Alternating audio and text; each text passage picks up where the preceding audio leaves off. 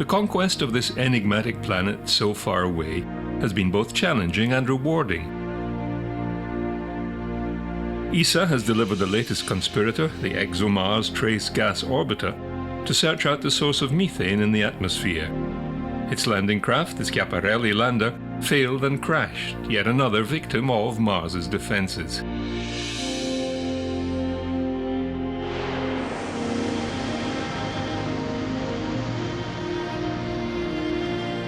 The ExoMars orbiter, now captured by Mars's gravity, has begun the challenging process of adjusting to a circular orbit without fuel.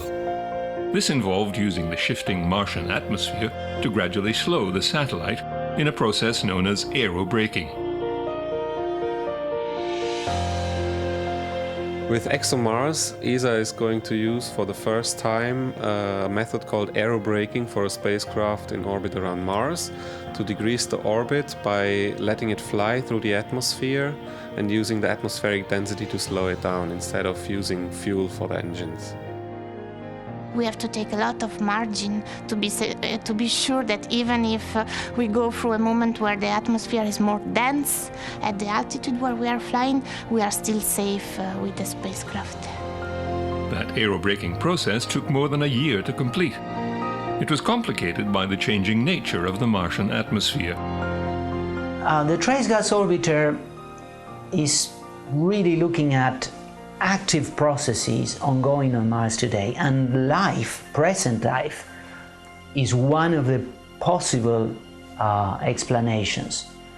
So it will be really a Sherlock Holmes work to try to put together a case for whether it's geological or biological activity that is responsible for the methane. Meanwhile, plans are well advanced for the ExoMars 2020 mission, with the final design of the rover nearing completion. And scientists have shortlisted two possible landing sites to put it to use: Oxia Planum and Morth Vallis. Both are shortlisted because they have had an abundance of water in the planet's early history, the main building block for life. First of all, we want a landing site that is ancient, because the hypothesis is that conditions on the surface of Mars 4.3 to 3.9 billion years ago were similar to those on Earth when life started here. So the site has to be old. The second condition is we want a site where we had liquid water present over hundreds of millions of years. And we want this liquid water to be what we call low energy or slow flowing water, like on the canals in Amsterdam.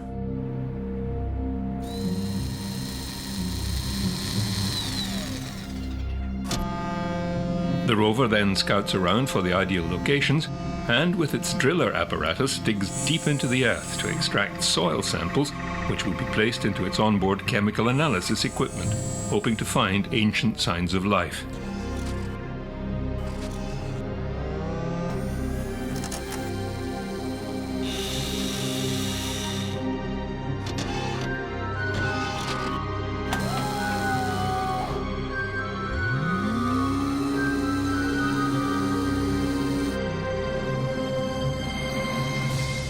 Beginning this year, the next wave of spacecraft begin their sojourn to the Red Planet. NASA's InSight mission, the first to be launched from Vandenberg Air Force Base in California for another planet, is preparing for liftoff. The vehicle had already been through its pre-flight test and had been shipped to the launch facility. It is crucial that all aspects of the lander are in perfect operational readiness.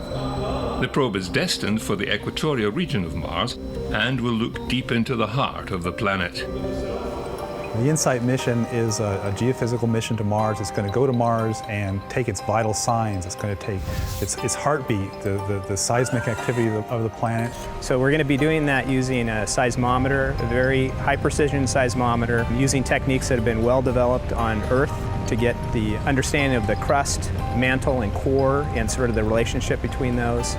It's going to take its temperature by measuring the thermal gradient of the surface, which tells how much heat is coming out. We also have a heat flow probe, we call it HP cubed, And what that does is it's going to basically take the temperature of Mars, and from that it'll be able to understand what the thermal flux is over the course of a full Martian year. And it's going to sort of measure its reflexes by looking at how the rotation wobbles with the tidal effects of the sun. Our final experiment is called RISE, and that's going to be looking at basically the wobble of Mars to help understand what the core size may be and composition. InSight isn't just a Mars mission, it's really a mission to the terrestrial planet interiors. So Mars is kind of the Goldilocks planets. It's not too big, it's not too small, it's just right. If it was too big, it would have retained a lot of activity and erased all the evidence that we're looking for. If it was too small, it never would have undergone the same processes that formed the Earth, and so it's really just right. Mars will give us this insight into early planet formation and early planetary processes. Understanding the details of the structure of the interior of Mars will allow us to address questions of planetary formation that we've only been able to guess at before. We are missing cold, hard data, and this is what this mission will provide. Meanwhile, NASA, ESA, and the Russians are continuing their programs. Soon, new missions from China, Japan, India, and the United Arab Emirates will begin.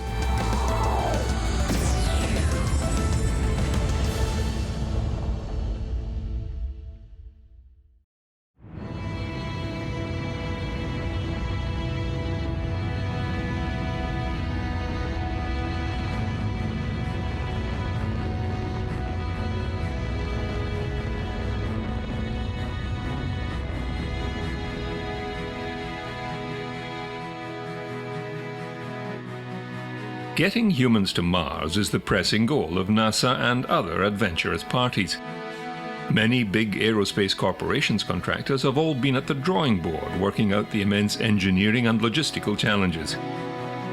They all concur that to get to Mars, you need more than a big rocket.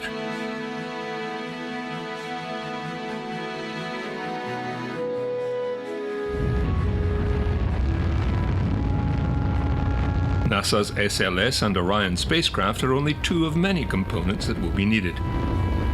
With some more political emphasis, NASA, in concert with other agencies including ESA, Canada and the Russian space agencies, are able to push ahead with the Gateway Facility concept. Effectively building a space station in cislunar orbit between the Moon and Earth, it would be a staging post for a return to the Moon, the gathering of resources from the lunar surface, and an assembly point for a Mars flight and beyond.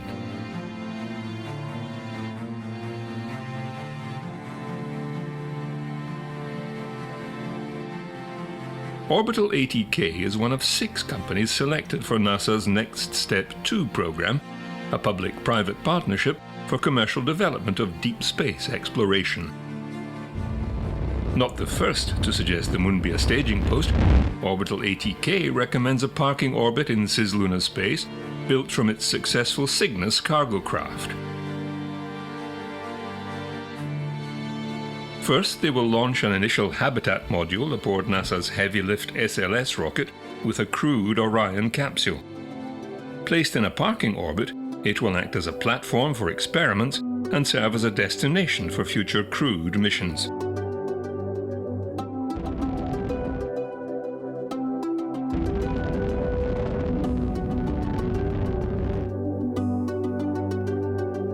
By 2025, additional modules would be added to the habitat, allowing deliveries of crew supplies and experiments, and serve as a waste disposal vehicle at the end of their missions.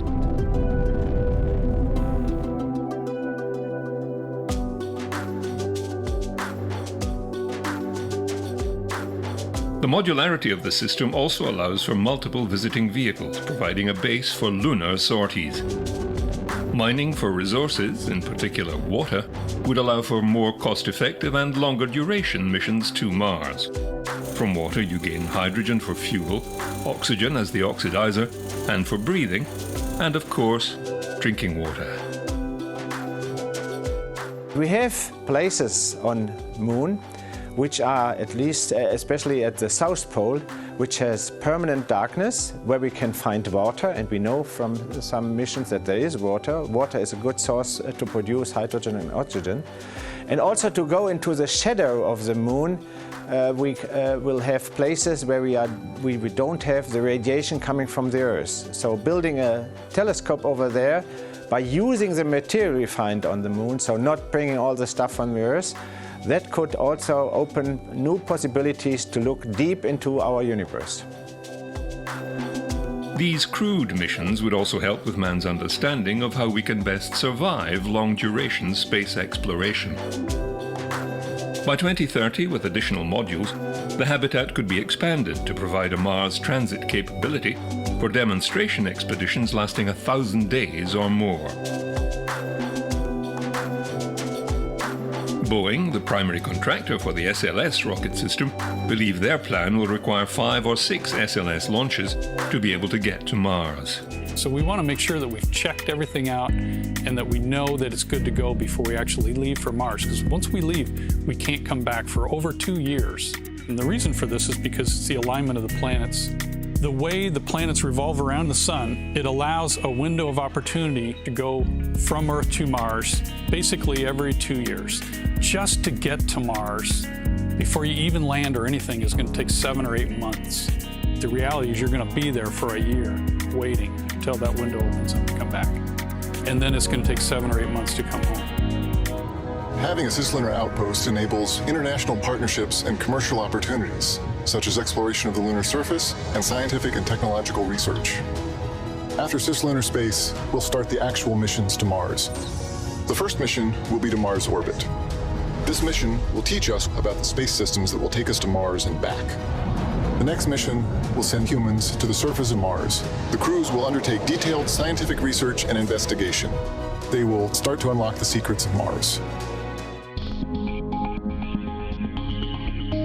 Their initial concept, now under development, consists of a power and propulsion bus to provide electric power and propulsion, 2 habitat modules, an airlock module, and a logistic work module, then supplied by cargo and crewed modules from the US and Russia. And finally, it could be used as the vehicle and habitat for long-term exploration of space.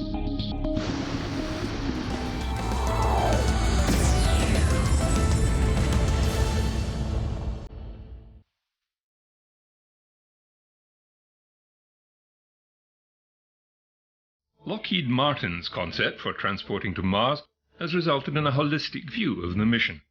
They too will assemble the space gateway in cislunar orbit.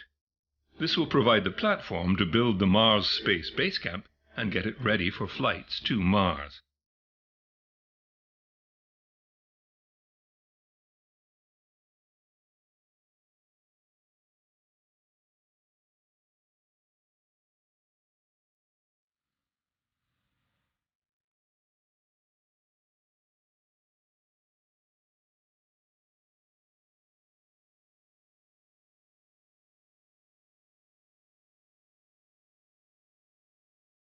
They see that Orion is a part of a larger system that provides the supplies and the scientific equipment needed for the journey. This resulted in what they are calling Mars Base Camp.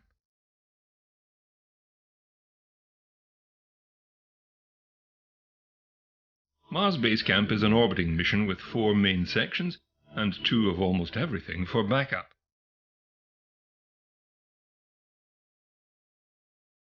4 large commercial solar arrays to generate electricity to power the spacecraft. For propulsion, we have 2 cryogenic stages, one either end, and 2 tank farms to store the fuel and oxidizer. Within those stacks lie 2 habitat modules and a large central living space to eat, sleep, and exercise.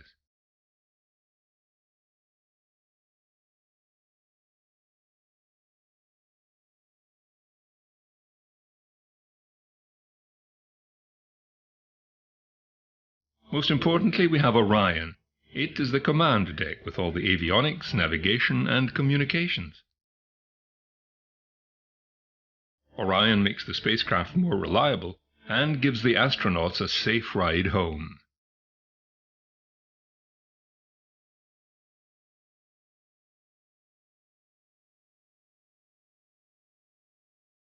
The orbiting crew could also investigate the 2 moons of Mars, Phobos and Deimos, deploying landers or robots for sampling, even astronauts to explore the surfaces of these moons.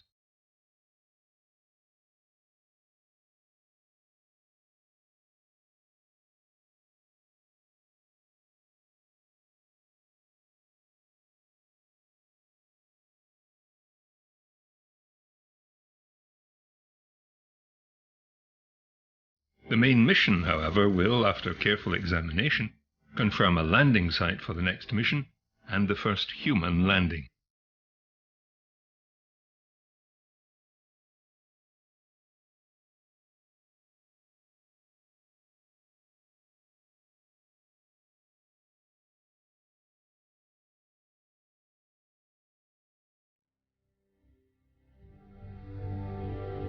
From orbit, the astronaut scientists will have access to the entire planet's surface for rovers and drones to be able to make real-time decisions about where to go and what to examine, retrieving samples from the surface for study.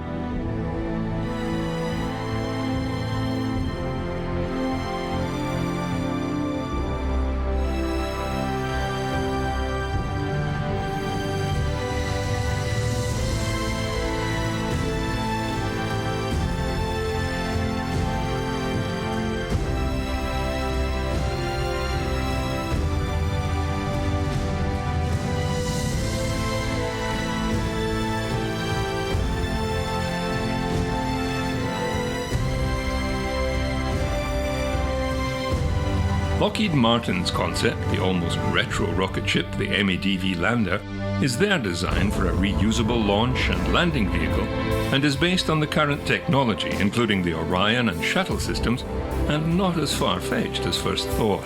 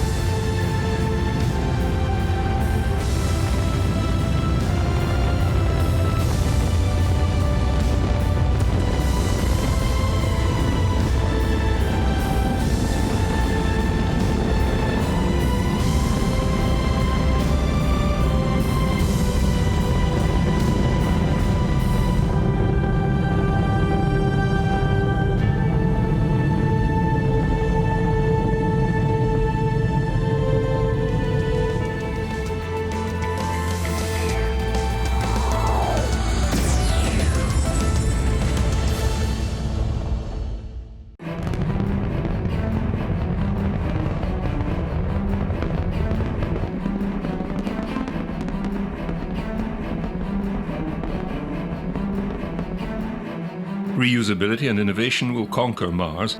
Keeping costs down will make it viable, and making it doable is innovation. That's something that SpaceX is founded on. Their BFR is the direct Mars transport system, from liftoff on a reusable booster, a short time parked in low Earth orbit for a fuel top-up, then direct to Mars and a 3-month cruise, then landing directly on the surface of the red planet, ready to be refueled from local resources for the return journey, landing back on Earth in the one reusable spacecraft.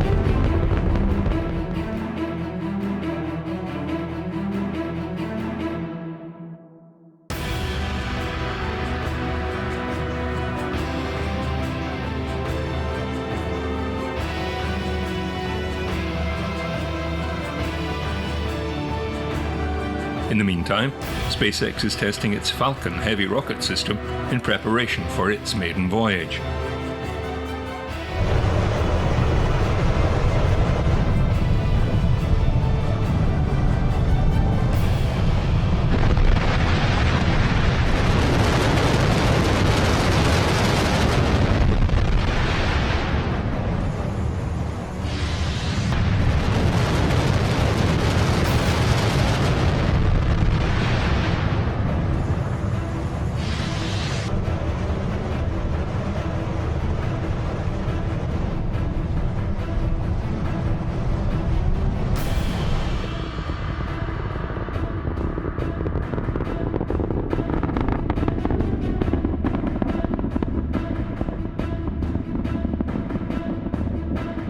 One of the issues of flights to Mars, which is addressed in part by the BFR, is the cruise time. In theory, SpaceX has it down to 3 months. The other NASA-led systems will take 7 to 8 months, a long time to house, feed and power a crew with little to do. Getting there much faster would be a game changer. One possible way to achieve this is nuclear power. Nuclear thermal propulsion, or NTP, could enable faster transit time both to Mars and beyond. NTP is powered by nuclear fission. How it works is conceptually simple. Energy from fission is used to heat a hydrogen propellant to about 2,420 degrees Celsius. This hydrogen is then accelerated through an exhaust nozzle, resulting in a propellant efficiency roughly twice that of the best chemical rocket engines. For example, it may be possible to fuel modern NTP systems with low-enriched uranium instead of highly enriched. The physical size of an NTP engine is largely determined by the rate at which fission energy can be transferred to the hydrogen propellant, but the equivalent volume of the uranium that would be split is actually quite small, roughly that of a toy marble. Getting travelers to Mars faster, NTP can take months off the trip compared to using traditional chemical systems. This would reduce the need for payload, food and power for the crew, minimizing the risks associated with exposure to galactic cosmic radiation, microgravity, and other hazards of deep space travel.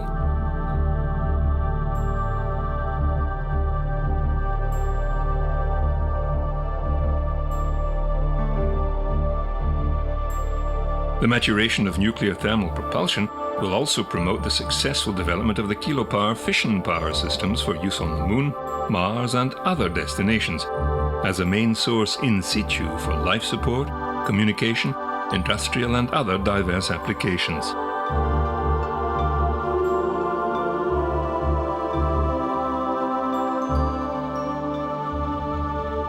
Harnessing first-generation NTP systems is a first step towards advanced nuclear propulsion systems capable of travel throughout the solar system.